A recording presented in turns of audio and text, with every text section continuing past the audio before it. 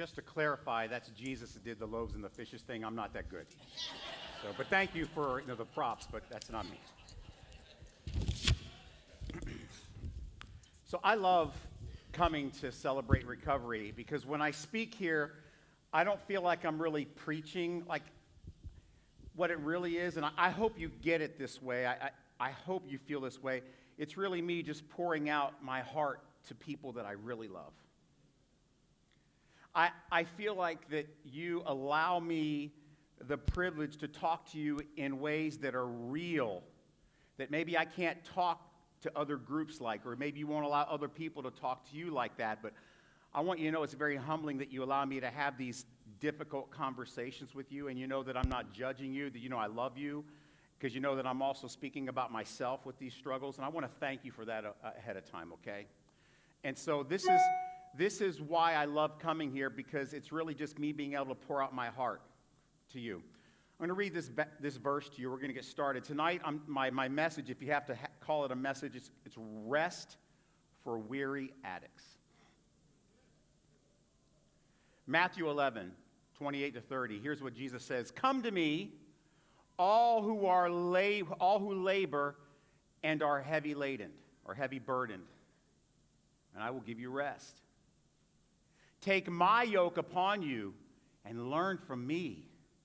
For I am gentle and lowly or humble in heart, and you will find rest for your weary souls. For my yoke is easy and my burden is light. You know, to me, it would seem like one of the hardest parts about addiction is the kind of exhausting lifestyle it spawns. So I've been in recovery ministry now for about 16 years, and I've noticed how exhausted people in active addiction are. I mean, think about it. This is an exhausting life of one draining financial, emotional, or spiritual crisis after another. It's chaotic.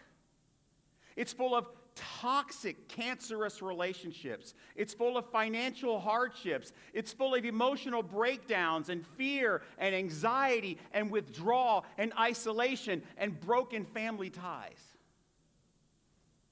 I have seen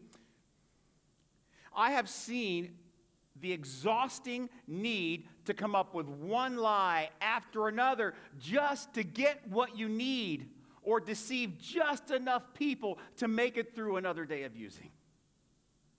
It's a full-time job. You wake up and the first thing on your mind is, okay, how do I solve the problem of getting what I need to feed my addiction? In every sense, addiction makes us a slave to sin, a slave to guilt,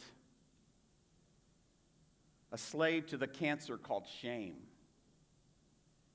It makes us a slave to spiritual conflict and really puts us in a place of real-world suffering. Because life in active addiction is anything but easy. It's hard. It's rough. It's painful. It's an exhausting way to live in every way you can imagine. Agreed? That's why I want to talk about tired addicts tonight. So when Jesus said this passage that I read to you about giving rest to the weary, when he said this, he was speaking to people who were just exhausted from trying to be good religious people. You know why they were exhausted? You know why they were so tired? Because they were trying to do what is impossible. And what was it that was impossible? Trying on their own, through their own effort, to escape the burden of their own weakness and their own sinfulness. You know, I see those religious people in the first century that Jesus was saying, come to me and I will give you rest. I see them as a great metaphor for people in active addiction. I mean, because let's admit, being an addict is an exhausting life. Not one aspect of life in active addiction is relaxing, fulfilling, or healing. It's just crisis after crisis. Here's one thing I know for sure in our town. There's a ton of exhausted addicts in our city. And you know what's really even more sad, and don't take this the wrong way, please, but I just want to speak real here. Some of these exhaustive addicts are working the steps, but they're still exhausted. Am I allowed to say that? There are exhausted addicts in our city, in this room, that are working the steps. We see addicts that are tired from running and hiding. Because addiction always keeps you on the run, trying to stay one step ahead of the inevitable consequences that are coming right around the corner. Because running is actually hiding. Hiding from law enforcement, hiding your addiction from family or friends or employers. When other relationships in your life interfere with your addiction, you'll run and you'll hide from those too. And when you start to flirt with recovery, you'll always leave this back door to escape, so you can always run to that too. But when King Jesus is mentioned, by the way, different from recovery Jesus, right? Yes, that part. When King Jesus is mentioned, you might even run from him because he's a little bit inconvenient. It's just run, run, run, run, run. And the moment you think you can stop running and catch a breath, something comes up and you start running again. But I also see addicts that are tired from failing. This constant failure to break free from addiction's grip is also quite exhausting. Maybe it's even more exhausting. The dealing with the failure is more exhausting than the constant running. I have observed exhaustive addicts try to stop using, and I'm glad they try, only to be exhausted from one failure after another, because failure is exhausting. And each time we fail, it costs us something: money, relationships, a job, a house, an apartment, or a car. And just when you're slowly crawling out of your hole to get a glimpse of sunlight, addiction can shove you right back down and make you exhausted again. And it's a vicious cycle, right? Chasing after a carrot of victory. That addiction just seems like it has this power to rip away from you every time. Over and over and over. Failure after failure, the exhausting burden piles up and you feel like you can never win. You're trying hard as a human possibly can. But each time, somehow, addiction comes up with something new. And nothing works. I also see addicts that are tired from the shame. The inevitable result of that constant running and hiding and failure creates this overwhelming, exhausting cloud and burden of shame. I've seen this with so many. This deep, painful, cancerous, paralyzing shame. It is the worst feeling in the world. It's so bad, this exhausting shame. It's so bad that you're willing to do anything sometimes to forget about how ashamed you are, and it usually, sadly, ends up with using again. And then suddenly the cycle starts all over. You use, you run from consequences, you get exhausted from running, so you try to stop, but you are trying on your own, so you fail miserably, bringing you right back to the point of shame. And honestly, the whole thing is so exhausting. It's so miserable. It's such a hardship. Sometimes do you feel like you can barely breathe? Can any of you relate to this kind of exhausting life? Just a little? Addiction is like being stuck on this endless hamster wheel from hell. This kind of life creates what feels like a never-ending cycle of panic attacks. The unavoidable result of being exhausted from your addiction, sooner or later, your heart and your mind and your body are so tired you might even want to die. But praise Jesus, there are times when an addict finds rest. At some point, when the addict in us is so exhausted and the gift of desperation sets in, then we run to King Jesus for rest. Not recovery Jesus. He can't give you any rest. Only King Jesus can. That's the scenario Jesus was describing in the passage we read earlier today. Let's read it again. Matthew 11. Come to me, all who work and are heavy burdened, and I will give you rest. Take my yoke upon you and learn from me. For I am gentle and lowly in heart, and you will find rest for your weary soul. For my yoke is easy and my burden is light. Now, knowing what we said about how addiction is exhausting, how do you think this verse sounds to an exhausted addict? I mean, it's almost as if our King Jesus said it just for us.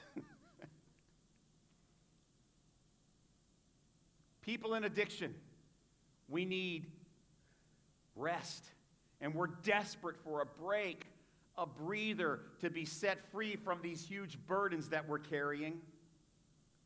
People in addiction, we're exhausted from the running, from the failing, from the shame, and we read this and think, man, I need that rest. But this rest King Jesus is talking about requires an understanding, listen carefully, that your rest does not come from effort. Because he says, if you're working, come to me, I'll give you rest. It doesn't come from effort, it comes from surrender. You see, true spiritual surrender always comes before rest. Without spiritual surrender, there will be no rest, just more exhaustion, until you're either forced to rest in jail or die. Because the rest King Jesus offers is beyond our grasp or our ability or our intelligence to achieve on our own. It is inextricably tied to the work he did on the cross. But here's the good news for weary addicts. The moment spiritual surrender happens, suddenly, it's a miracle, really, right? Suddenly, you're not so tired anymore. Have you ever experienced that miracle? Like you're exhausted and you surrender and wow, I could run a marathon. The spiritual surrender that I'm talking about, not the fake surrender, but the real surrender to King Jesus, it's like the best Red Bull energy drink ever. Because Jesus gives us a lighter burden. Okay, I know a lot of you. I'd say 70% of you. Some of you I know really well. And I know that you're here and you're exhausted. I mean, you're trying your best, but you can feel it coming. This brick wall. You know you're going to hit that wall, and you're so full of anxiety. When's it going to happen? You're so afraid of having to run again, so afraid of failing again, so afraid of dealing with the burden of shame again. You see, the power of addiction's dominion over you lies in its guilt. That's where the exhaustion actually comes from, the guilt. Because that guilt, that shame, is an unsustainable, exhausting burden that you are not designed to carry on your own. The guilt is really what causes you to run. Causes you to try and causes you to fail again and again. The guilt is that burden that is keeping you powerless and exhausted to the point of tears. What King Jesus does is replaces that uncarryable burden of guilt with the much lighter burden of gratitude for his forgiveness. Listen, King Jesus wants to give you rest. King Jesus wants to remove your heavy burden of guilt and shame through the work he did on the cross. Because listen, the steps are important,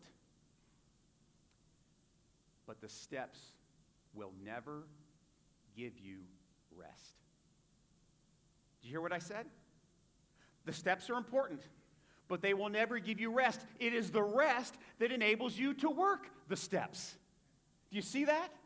The steps are good, but they require a very critical ingredient. They require rest from King Jesus.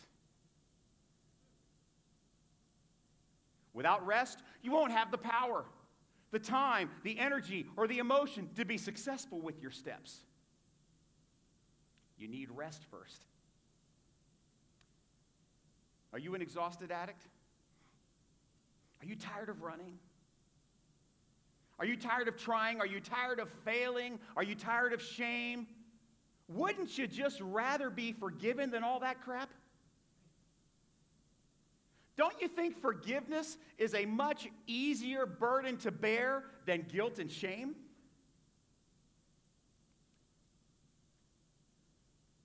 Isn't it time for your tears to become tears of joy over forgiveness and relief instead of tears caused by the burden of shame and guilt? So tonight, I'm calling all of you who are still trapped in this cycle of carrying a burden you are not designed to be able to carry. I'm calling you to surrender. I'm calling you to hear the invitation of King Jesus when he says, "Come to me, and I will relieve the burden of guilt that you were not designed to carry. I will give you rest." He will take that burden of guilt and shame and replace it with a burden called rest. And if you have to, I'm calling you to do this every day. Make it your daily gospel. Jesus, please give me rest. For some of you, tonight is the moment for you to embrace that easy burden of forgiveness from King Jesus. Because I'll tell you why. It is much lighter than the one you keep trying to carry.